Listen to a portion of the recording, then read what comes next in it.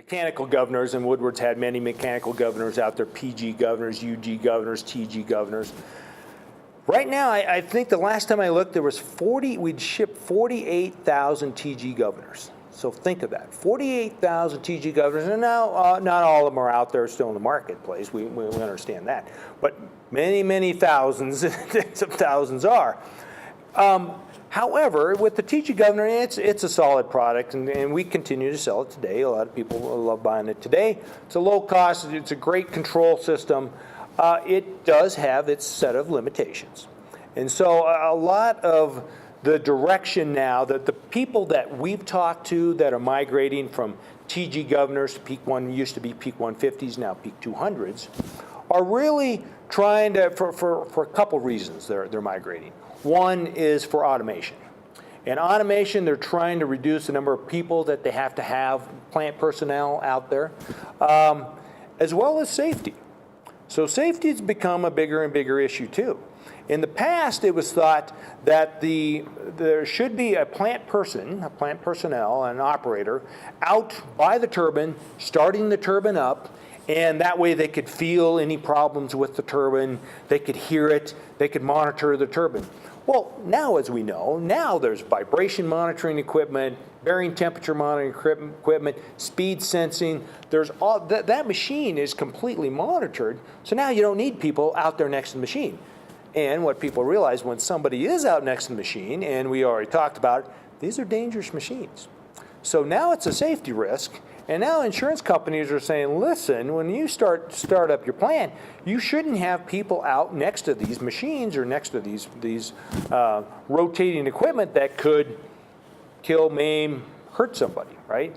So safety is a big reason why people are trying to move from a mechanical governor, and where a mechanical governor, they had to have somebody there to start it up.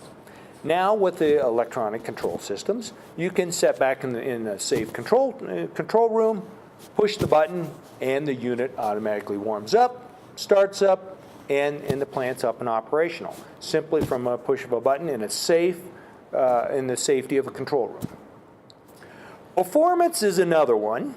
The TG governor today, and the mechanical governor, the problem with the mechanical governor is it has a very narrow control band. So if you're controlling a pump or you're controlling a compressor, a fan, when you turn that turbine on, it's all of a sudden up running at a certain speed. And it has a certain speed band. You can't go too low because it doesn't have that dynamic capability. You can't go too high because it doesn't have that dynamic capability. So it has a small speed range that it can run in. So when you have 2 or 3 pumps and you go to turn on a pump, guess what? You went from 0 flow to all of a sudden you got very high flow. And if you've ever been around plants and the operator, they hate those type of step changes. So they're trying to start up the plant and you start the plant up nice and safe, right?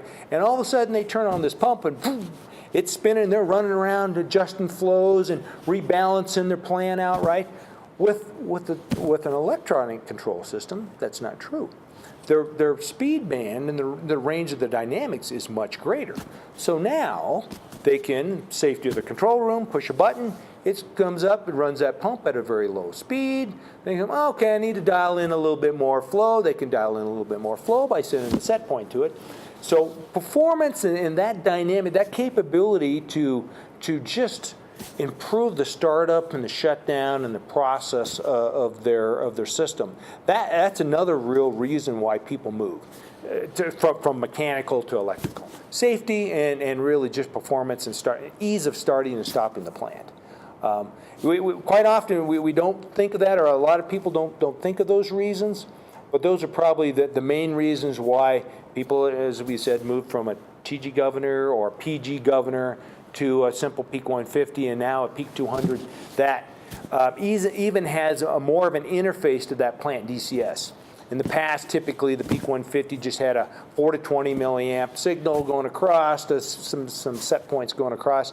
Peak 200 expounds upon that. Now the Peak 200 has Ethernet communications going across there.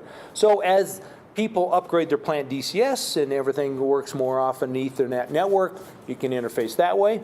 The things that we've learned too over the years is even though you're improving your product, don't take away some of that functionality that people like, right? And some of that is, we kept the 4 to 20 milliamp set point. If you had that in the past with your Peak 150, or you required that with your TG, now you've still got that with the Peak 200. So we've kind of tried to improve and upgrade, but not get rid of some of the functionality that a lot of people still like and use.